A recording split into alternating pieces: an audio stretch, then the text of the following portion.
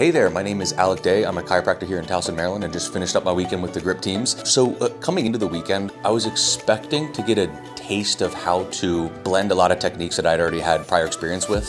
It's kind of what grip's reputation is that it's a beautiful way to organize and combine the multitude of intervention strategies we have available to us as manual therapists, manual providers rather, and so that's what I was expecting coming into the weekend. But what I walked away with was, it was more than that. So it wasn't just learning how to put things that I already knew together. It is in fact its own separate system. And the way that Ben thinks about movement and how to intervene around aberrant movement it's incredibly intricate. It's probably one of the more involved ways of looking at movement that I've seen in the past. And I've experienced with things like SFMA, and this is probably a step above that. So the way this is probably going to affect me certainly tomorrow, Monday morning, and the weeks coming, my evaluation is going to have to change, plain and simple. I'm not looking at people closely enough, and I'm not looking at people with the level of detail that Ben is, and that's something that I think they deserve, and something that this course gave me.